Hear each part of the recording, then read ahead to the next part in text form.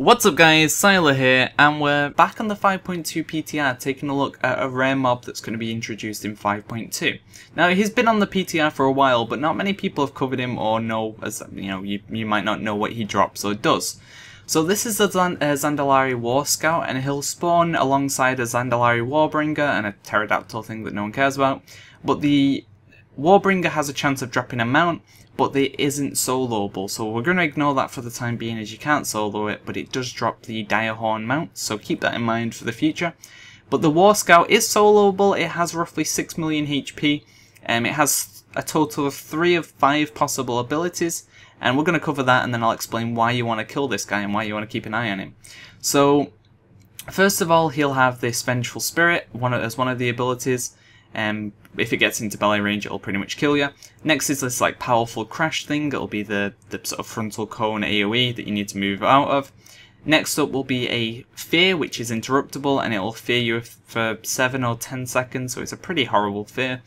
The other two abilities that aren't shown here is the Meteor Shower. He'll summon meteors from the sky, and Scarabs. He'll summon like 30 or 40 Scarabs, I think it is, that'll do considerable melee damage, but you can kill them very easily.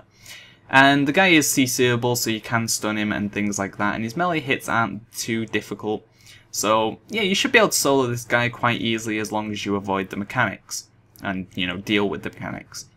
And the reason you want to kill him is because, first of all, he'll drop the, he'll have a chance of dropping the bag of supplies, which will contain some goodies. But on top of that, he has a chance of dropping a stolen insignia. And you can get a August Celestial one, a Golden Lotus one, a Calaxy one, and a Shadow Pan one. And these are bind on account insignias that will give you 1000 reputation with whichever one you find. So if you get a stolen Golden Lotus insignia, that'll give you 1000 reputation with the Golden Lotus on use. Now it only has one use, you can only use that one once. As you can see, we got the Shadow Pan one. But you can get as many of these as you want in a week, so I could get 10 of them and get, 10k rep. So as you see, I just learned it and I instantly got 1000 reputation, which seems to be affected by guild perks as well, so that's something to take note of. So next up we're going to take a look at the spawn locations. There's 5 in total. First is in the Jade Forest, as you've seen there, and that's at the north of Jade Forest, just on above the E. And as I said, it'll be very obvious when these are spawned, but they apparently move around stealth. They don't currently on the PTR, but they do move on the live stealth apparently. And the next one's Dread Waste, just to the left of the Angler's Village. Can't remember the name of it, but it's along this sort of coastline-ish. And there'll be all these rock giant things as well. The next one is in Townlong Steppes. As you can see, just to the left of Skivus, which is the big tree, you'll find a little camp here. And it'll be spawned here, and as I said, the Warscout can move around this little area. He'll move around the Warbringer stealth, so sort of have a look around, be on the ground and just keep moving around. The next one's Kunlai Summit, and you'll find this one just to the right coast. And the final one is in Krasarang Wilds, just below the Temple of the Crane. And you'll find it on one of these little sort of patches of land.